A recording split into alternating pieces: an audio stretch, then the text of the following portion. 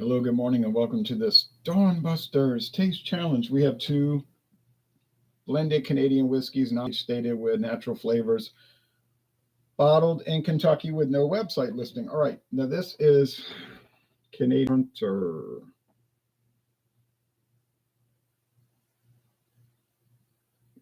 Not much of it left. Introduced in 1984 as Seagram's Canadian Hunter, but sold to the Sazerac Company 5 years later in 1989.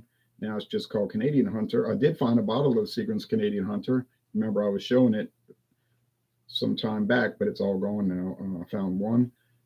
Well, I found a stash of bottles. I only bought one. Now they're all gone at International Market. Now this bottle I bought at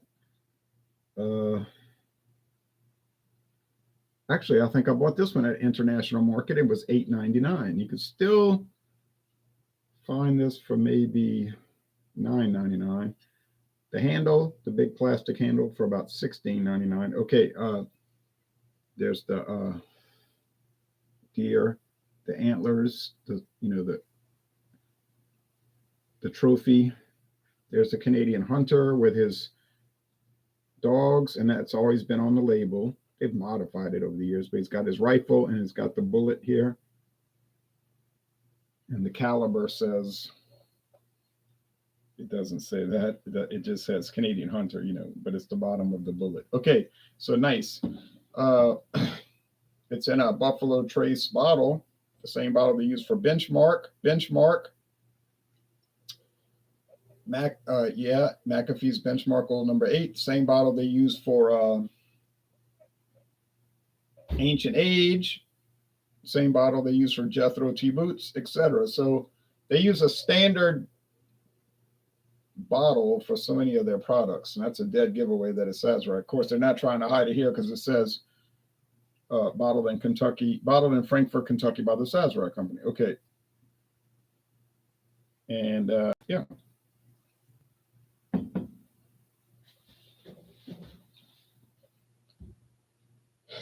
And Frankfort, Kentucky is Buffalo Trace. Now here's a competitor, Gran Legacy. I cannot officially say that it's a Sazerac product, but all the signs point towards Buffalo Trace bottling and Sazerac Canada production. Okay, I don't want to get into all that right now, but I'm pretty sure. I am sure, but I can't say it because I don't have any proof. I only have circumstantial evidence, very strong evidence, but that's it. I'm not going to say it. It says Legacy Distilling, Louisville, Kentucky. Okay, we'll go with that. Not to mention it tastes exactly like all the other, or nearly exactly like all the other Sazerac Canadian whiskeys, except for VO, and VO has a distinctive flavor. VO Gold has a distinctive flavor, and Royal Canadian, but all the other ones, they have this similar vanilla flavored thingy going on. And they all say Canadian whiskey with natural flavors added. VO and Royal Canadian don't say that. So maybe they're not flavored. Flavoring is allowed in Canadian blended whiskey. It's not required. It's allowed. So there's a difference. Just because it's allowed doesn't mean you do it. You don't have to do it. Okay, got my labels. Make sure I got my labels with the right whiskeys. I think I'm going to have a hard time telling them apart, but I have gotten it right 4 out of 4 times. Last night's video went kind of long, but I had a lot of people commenting, and everybody was just chatting and talking before the National Socialist Football game started. National Socialist Football League game started. So, and then they had Major League Baseball on. Couldn't watch it all. Couldn't even stay awake to watch it completely. I watched the replay this morning. So put it here. You could probably see it there in the background. A little bit. I don't want it to fall off. I don't have too much left for the Canadian Hunter. I guess I have enough for 2 more taste challenges. That'll last another year because that's how slow I do this. That's how long it takes. Didn't pour it correctly. I've got to add a little bit because if it's too low, you'll feel the weight difference, and I don't want it to be a giveaway like that. I want to guess it. If I guess it correctly, I want it to be because I guessed it, not because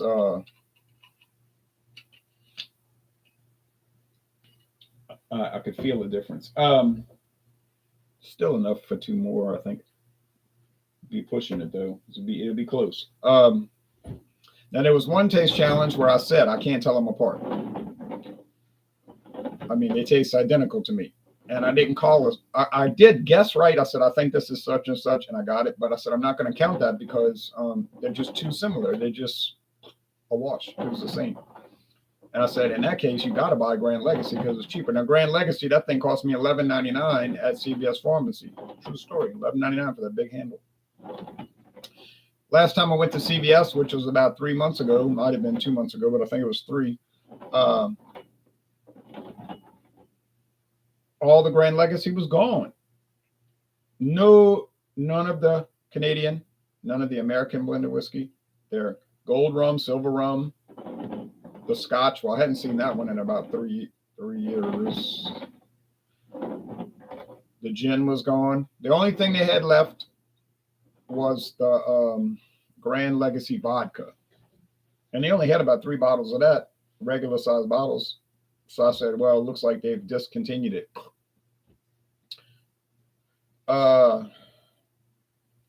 They still have some private label CVS Pharmacy liquor, like they have the Jethro Tea Boots. I told you about that one. Jethro Tea Boots, Kentucky Straight Sour Mash Bourbon Whiskey. Kind of bland, but it's not bad tasting, and it's only $8.99 with the CVS card. Last time I was there, it was $8.99. Now the price probably went up. But maybe it would be shockingly that low still. That'd be your best value on liquor, I guess, in the world. And they had that Irish cream liqueur, a competitor to Bailey's, the original Irish cream liqueur prepackaged from 1974. But this one is a recent addition. It's a CVS Pharmacy brand, and it's called Connery's, something like that. O'Connelly's. They all got those. They just probably look through a phone book in Ireland and just pick a name.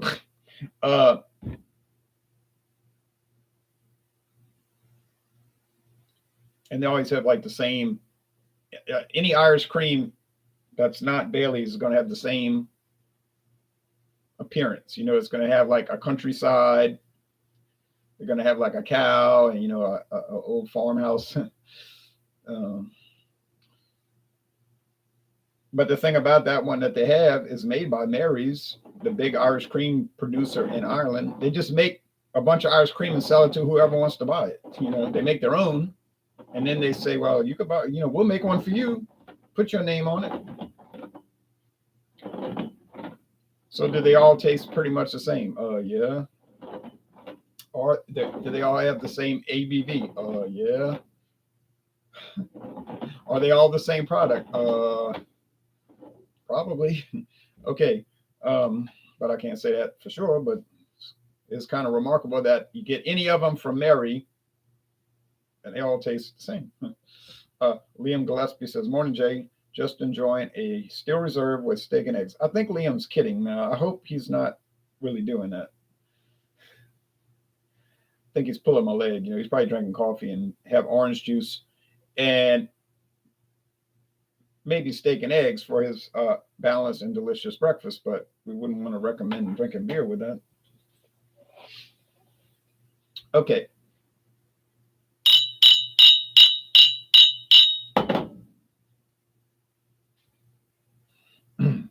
I wouldn't drink beer with breakfast. Well, I mean, I've done it as kind of like a joke, like when I did the 5 a.m. Saint from, we used to get beers from Brewdog, how you say that word? Brewdog in Scotland. But they stopped selling their stuff over here. From what I can tell, I don't ever see it. And then, but I said 5 a.m. Saint, I'm going to do it exactly. I'm going to review that beer at exactly 5 a.m. So I looked at the clock. As soon as they hit 5 a.m., start recording. And I had the Popeyes breakfast, because Popeyes chicken and biscuits, whatever they call it now. Louisiana Kitchen. They keep changing the tagline for it, the subtitle for it. But they have breakfast here. If you look on the Popeyes website, they don't have a menu for breakfast. Like they don't even refer to breakfast on their website. But the one here always has breakfast. I guess it's a franchise, and they just make their own. And they told, and Popeyes corporate said, well, we don't care, as long as we don't have people complaining. It's kind of interesting, huh? Okay.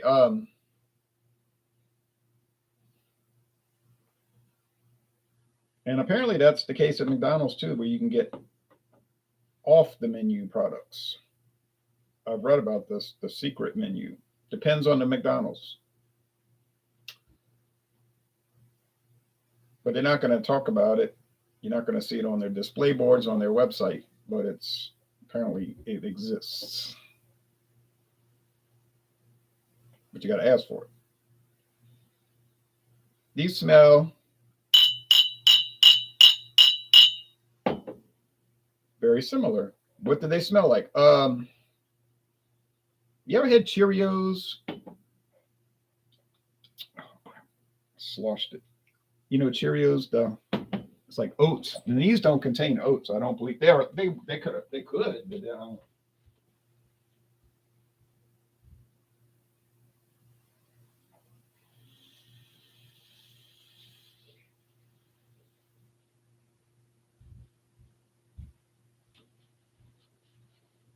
You could add oats to whiskey and use it as a grain. I don't know who would, but there's no prohibition against it.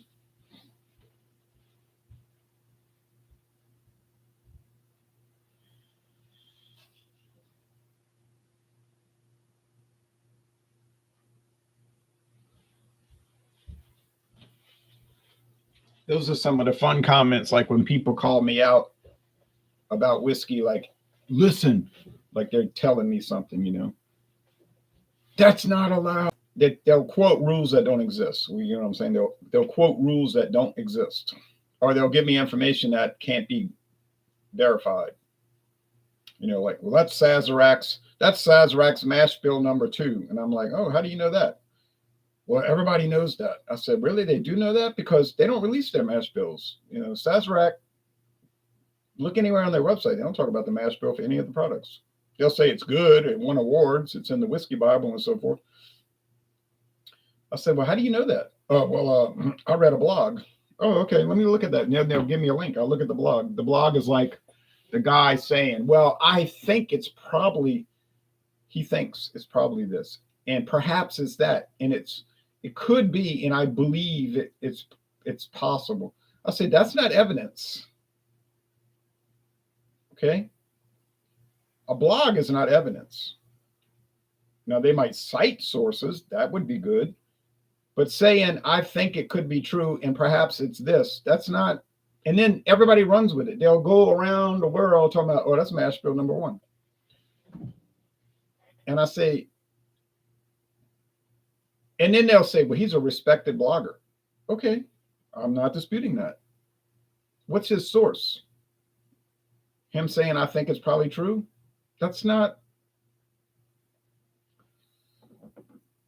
evidence. It's like I read about these, 9/11, and people will say, oh, that's what happened. I say, how do you know that? Well, I read it. Then you read what they read, and it's not very convincing. Okay. So that's what they smell like, Cheerios. Now I know that's oats, but that's what it smells like. Okay, but it smells like grain, grain. It smells like grain. Is there anything distinctive about the aroma? No. It just smells like generalized whiskey. Nothing special, nothing bad. Taste. I know these are cheap. I'm just saying that beforehand because somebody's going to tell me, those are cheap. I get those comments about once. They don't irritate me. I just find them funny that it's like, well, I know that. I bought them. I know they're cheap. You always telling me things like I got to know something. I mean, if I pay $8.99, then I know it's cheap. I didn't think it was expensive. It tastes like vanilla. Mm. Is it a good thing if Canadian whiskey tastes like vanilla? I don't know if it's a good thing, but it's better than it tasting like kind of harsh toothpick wood, which is what I get with the doggone Royal Canadian. And that's what I've always gotten. I'm not saying that's a terrible product, but I wouldn't really ever look forward to drinking it. And I certainly wouldn't buy it again. I already bought it twice. I got a bottle and a half. So yeah, it's not that pleasant.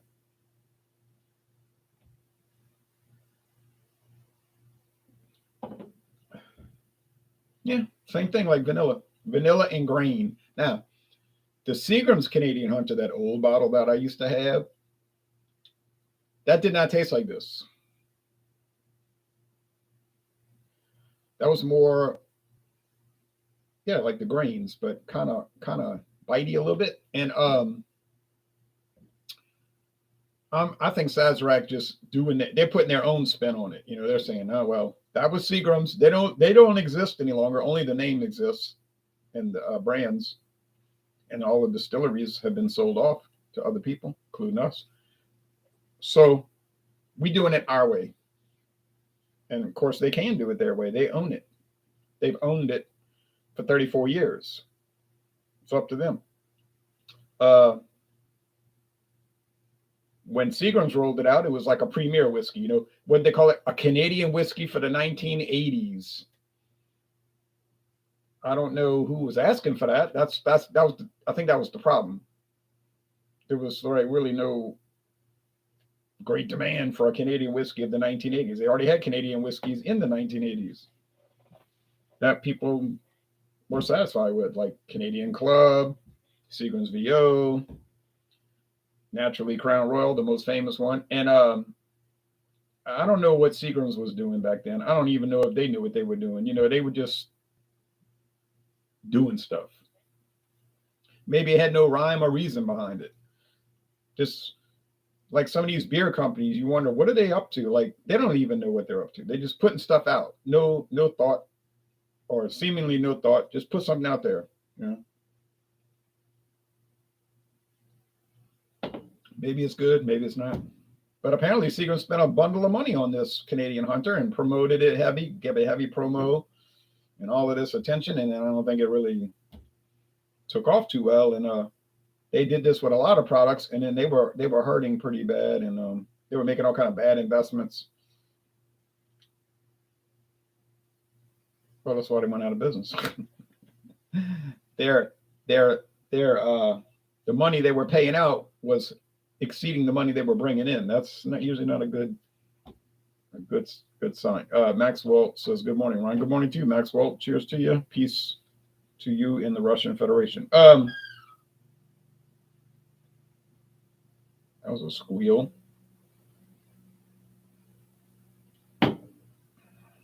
Okay, any difference between these? Because I'm going on and on about all kind of topics. They're all interesting. See, because when I'm drinking or tasting whiskeys, or it could be rum or brandy or whatever, or beer or wine, and I'm always thinking about the history, like, because I used to teach history, and I guess I still do in a way, by these products, because I'm more interested in the history of the product, the marketing of the product, who drinks it. Like, I'm more interested in that than the actual product, because they kind of like the same. Like, people make a big thing out of it, like, oh, I'm drinking this bourbon, oh, it's amazing, and then I drink it and I'm like, I don't say it to them, I don't want to upset them, but I just think, man, it just tastes like regular old bourbon. What are you talking about? You paid $89. You want it to be special. Or beer, same thing. Like, oh, you got to try this. And I do try it. People send it to me in the mail. Of course, I try it. And now, was I amazed by some of the stuff? Yeah, I don't know about amazed, but I was very pleased. With Hetty Topper, good example. Was I amazed? I wasn't amazed. Was it better than I thought? No, because I thought it was going to be good. I kept hearing great things about it. And it was a 98. I scored a 98. Now, my friend David wasn't too impressed. He was like, well, it's like the same old thing. I said, yeah, but it's the original same old thing, I guess, basically. But Pliny the Elder. Yeah, now I was amazed by that.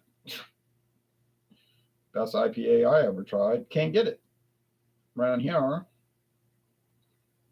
But usually they just like the same thing, same old. Now you might be saying that's a bad way to promote your channel by saying it all kind of tastes the same. Like, what would be the point of watching the videos? Yeah, it's a good point. The point is the point is yeah, I don't know what it is. Okay. So back to this. I do like the history of it though.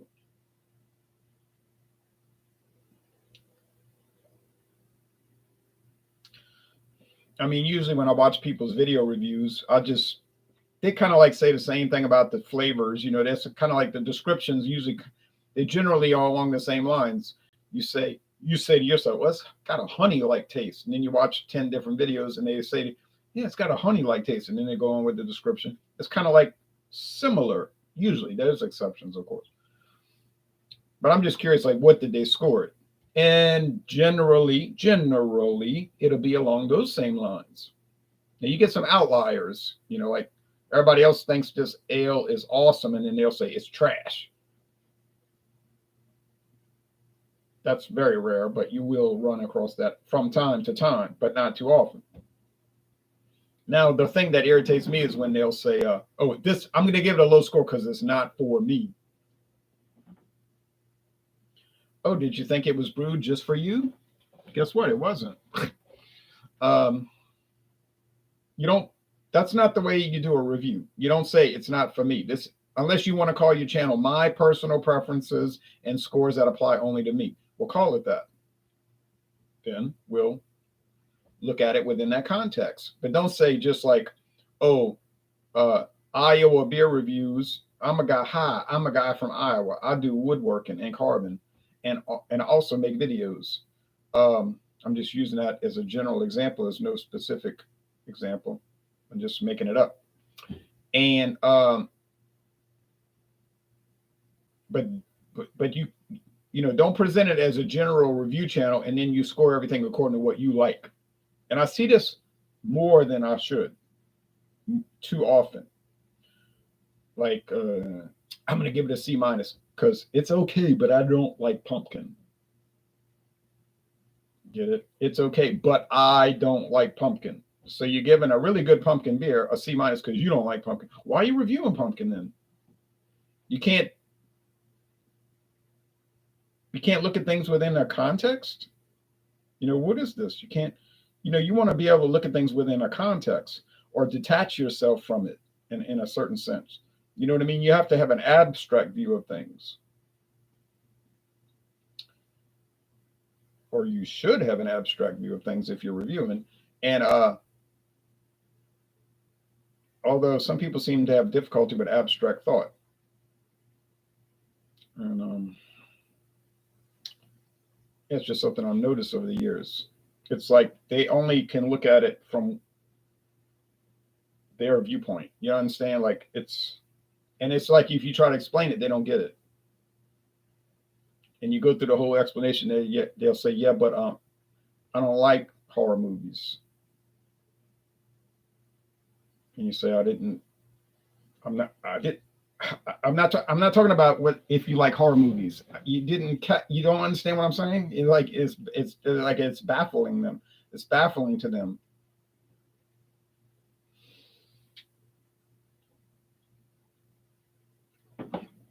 But why should I be surprised? Look how many drivers are baffled by a turning lane. Just, drive around and you see people trying to make a left turn and they just totally lost with a turning lane. It's like, you don't know how this works? Did you pay attention at driver's ed? Oh, no, of course you did. But I know one thing. These are very similar. And in fact, I would almost think, and honestly, instead of dancing around the issue, I do think they're the same thing. Enough's enough. Burley Sullivan says, hello, Burley. To tell you the truth, I think they're the same product with different labels. I cannot prove that. There's no way I can back that up except from what I'm what I'm tasting. This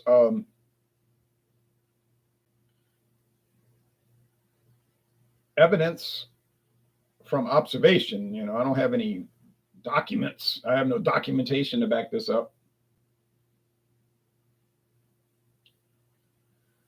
Um, I only have empirical evidence. But to me, I say to me, it seems very strong. The evidence seems very strong because we know one is from Sazerac. We know the other is almost certainly from Sazerac.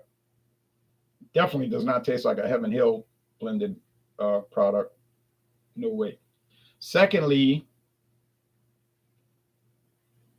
they're both with natural flavors. They're both 40% alcohol. They have no age statement. They're both bottled in Kentucky, and they taste exactly the same, or 99 out of 100% the same. So, which one would I buy? Now, it's a good flavor. I'm not gonna say it's a bad flavor because the vanilla, the sugary sweet vanilla in the grain is fine with me. Now, I'm not thinking it's awesome or terrifically great, exploding plastic inevitable. But then again, why would I ever think that? I never really taste Canadian whiskey that tastes like that. Now, my friend David, he just hates Canadian whiskey. He's like, oh, that stuff's terrible. I said, okay, well, whatever drink what you like, of course. I don't believe that, but it does have a certain character, that I could see how people wouldn't like it. And I get that, but I do like it. So, so that's a benefit, right? So when I review them, I can enjoy it. If you said, well, you have a sweet tooth, I would not dispute that. And that probably is part of it. But I guess I have a bitter tooth too, right? Because I like a lot of highly bitter beers. But I'm an extremist, with tastes and, sensory things like the hot sauce is never hot enough. You know what I mean? No, I mean. So,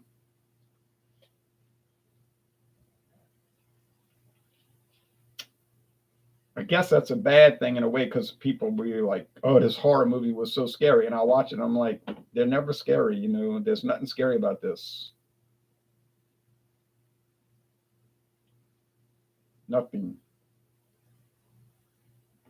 It's just people acting, and it's now these days it's worse because CGI, computer generated, um, imagery, and that usually looks really fake. It's really bad. I'd rather see a doll's head turn around all the way on a bed. That's fake enough, but at least it's real because it's actually a real doll's head.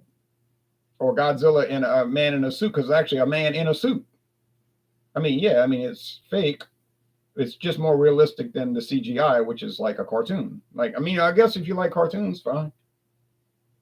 Computer generated cartoons, but and then people are like, it's so scary. I'm like, no, it's not. Anyway, yeah. Oh, let's see. I'm not gonna guess because I can't. They're like the same to me. This was the Grand Legacy. I kind of thought that too. I should have said it. Could have got some credit. Okay, so which one would I buy? Well, common sense. If I can get Grand Legacy. Now, I might go to CVS later today if I get time and check them. They'd be full of Grand Legacy everywhere. Then I'd be like saying, oh, I feel played because I thought it was discontinued. But I didn't say it definitively. I said I thought it was discontinued. I can't say that. But if they're full of Grand Legacy, then I'd say, well, guess it's still around.